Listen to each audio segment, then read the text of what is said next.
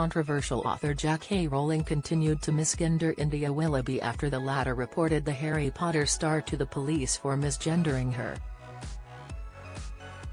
Earlier this week, Rowling said Willoughby was cosplaying a misogynistic male fantasy of what a woman is while ranting about trans women using female locker rooms.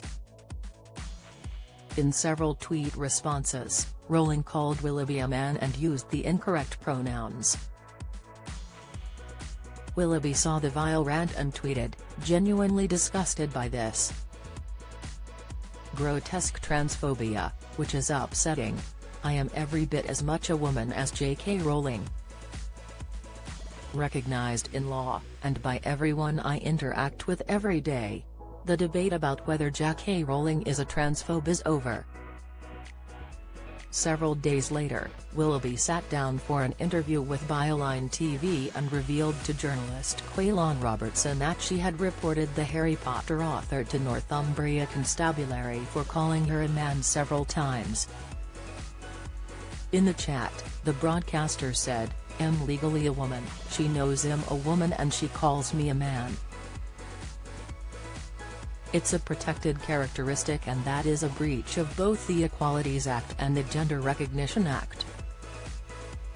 She went on to discuss the disgusting and putrid comments from Rowling's fans. "I don't know if that's going to be treated as a hate crime, malicious communications, but it's a cut and dry offense as far as I'm concerned. And at the end of the day, it is a hate crime," she said.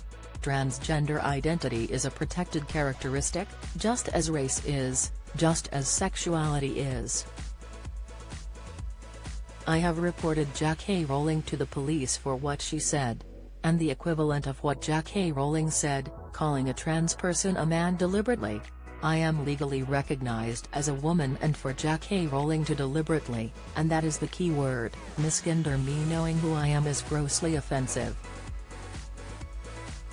It is a hate crime and it should be treated just as somebody calling a black person the N-word or an Asian person the P-word." Willoughby contacting the police didn't stop Rowling from continuing her offensive rants.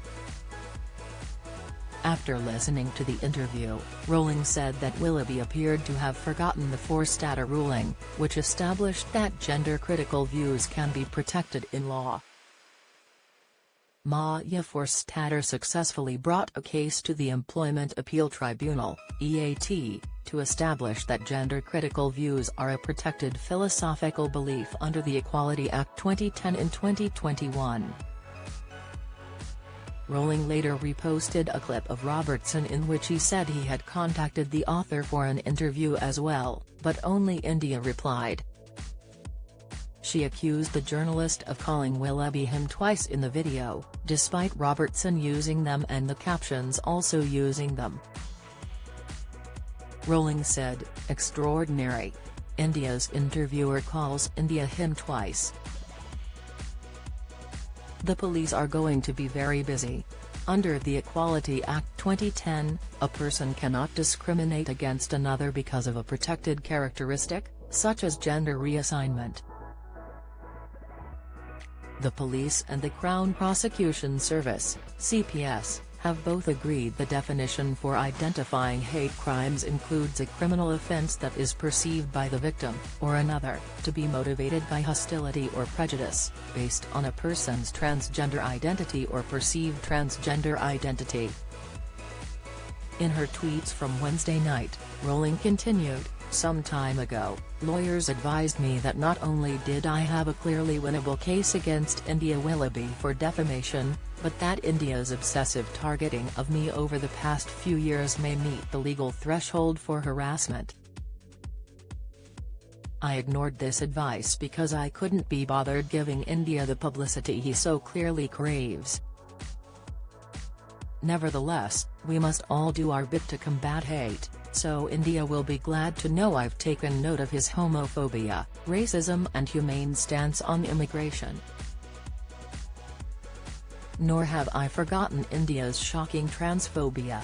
It appears to have slipped what passes for India's mind that he's previously called a fellow trans woman a man on this very site.